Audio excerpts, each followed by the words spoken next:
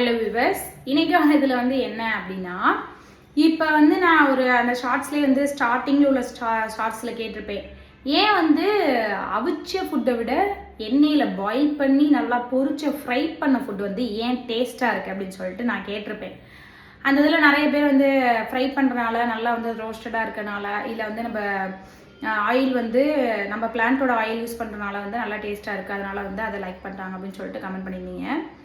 அந்த இதுலேயுமே வந்து என்ன அப்படின்னா, 2 விதமான இது இருக்குது. என்னென்ன எண்ணெய் எடுக்கிறாங்க அப்படின்னா, 2 எண்ணெய்கள்னு சொல்கிறாங்க. 2 டைப் ஆஃப் ஆயில்ஸ் வந்து இதாகுது. என்ன அப்படின்னா, அத்தியாவசியமான எண்ணெய், இன்னொன்று வந்து கொழுப்பெண்ணெய் அப்படின்னு சொல்கிறாங்க. அந்த கொழுப்பெண்ணெய் அப்படிங்கும்போது என்ன அப்படின்னா, தாவரத்துலேருந்து எடுக்கக்கூடியது தான் கொழுப்பெண்ணெய். அந்த எள்ளா இருக்கட்டும், கடலையாக இருக்கட்டும், விதைகள்லேருந்து எடுக்கிறதா இருக்கட்டும், அந்த மாதிரியான இது ஆமணக்கு இது மாதிரி விதைகள்லேருந்து எடுக்கிற எல்லா எண்ணெயுமே என்ன அப்படின்னா கொழுப்பெண்ணெய், தாவரத்துலேருந்து எடுக்கக்கூடியது. அத்தியாவசியமான எண்ணெய் அப்படின்னா இந்த நறுமண பொருட்கள் நல்ல ஸ்மெல்லாக உள்ள எண்ணெயெல்லாம் இருக்கும் தெரியுமா, அதெல்லாம் வந்து அத்தியாவசியமான நம்மளோட தேவைகளுக்கு வந்து இது பண்ணுறது. அந்த எண்ணெய் என்ன பண்ணும் அப்படின்னா, ஒரு ஆவியாகி வந்து என்ன பண்ணும் அப்படின்னா அதோட இதெல்லாம் எல்லாத்தையுமே எவாப்ரேட் பண்ணி விட்டுற தன்மை வந்து அத்தியாவசியமான எண்ணெய்க்கு இருக்குது.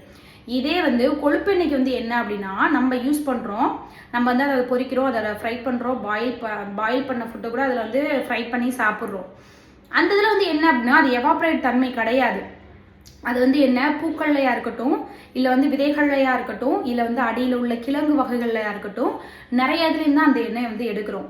அந்த எண்ணெய் எடுக்கும்போது என்னென்ன விதமான டிஃபிகல்ட்டி இருக்குது, அந்த எண்ணெயில் வந்து எப்படி வந்து அந்த எண்ணெய் எடுக்கிறாங்க, எண்ணெய் எப்படி ஆட்டுறாங்க, அந்த தாவரத்துலேருந்து எடுக்கும்போதும் நம்மளுக்கு தாவரத்துலேருந்து வரக்கூடியது எப்படி வந்து நம்மளுக்கு கொழுப்பு சேருது, அந்த இதில் வந்து நம்மளுக்கு அத்தியாவசியமான எண்ணெய் வந்து எப்படி வந்து ஆவி ஆகி போகுது, எவாப்ரேட் ஆகுது அப்படிங்கிறத வந்து நம்ம இந்த வீடியோவில் பார்க்க போகிறோம்.